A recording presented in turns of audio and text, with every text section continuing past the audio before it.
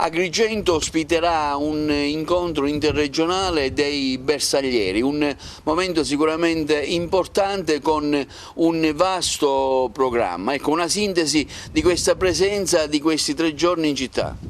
Stiamo organizzando in questo raduno interregionale ad Agrigento, interregionale Sud, con 3 giornate, 4, 5 e 6.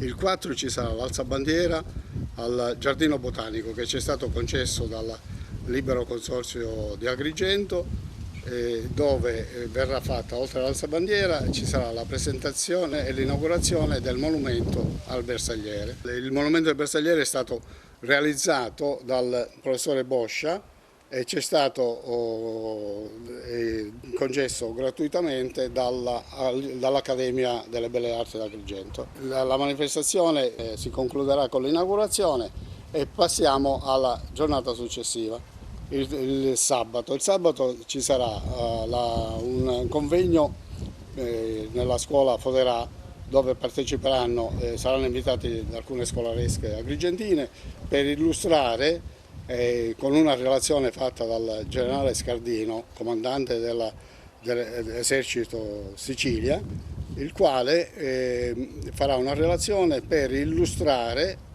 l'attività dei bersaglieri in tempo di pace. Il generale sarà supportato dall'Infopoint messo a disposizione dal 6° Reggimento Bersaglieri di Trapani, che illustreranno con delle immagini e altri supporti visivi l'attività dei bersaglieri nel mondo. Parteciperanno poi il sabato, passiamo al sabato pomeriggio. Il sabato pomeriggio ci sarà il corteo che partirà, alla quale parteciperanno 2 fanfare, e i bersaglieri della sezione di Agrigento più gli altri che verranno dal resto del sud. Il corteo partirà dal Viale della Vittoria, la parte utilizzabile dalla Viale della Vittoria, attraverserà la via Terea e arriverà al municipio, piazza Municipio, dove nella concattedrale di San Domenico verrà celebrata la messa.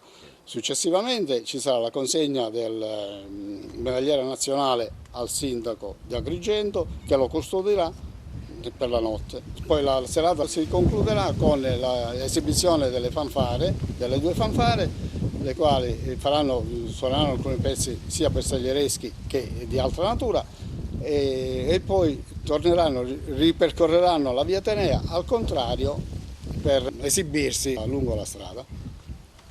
La serata si concluderà con una cena al Tre Torri. Il sabato mattina ci sarà la manifestazione più importante, la sfilata nel cuore della Valle delle Tembre. Percorreremo inquadrati con ben 7 fanfare, che sono tutte quelle, quasi tutte le fanfare siciliane, più la fanfara di Lonate e Pozzolo, provincia di Varese, che ci ha onorato della loro presenza.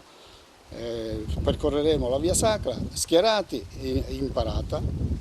Speriamo di fare cosa gradita agli agrigentini. Sarà una festa sia per gli agrigentini che per i bersaglieri che parteciperanno.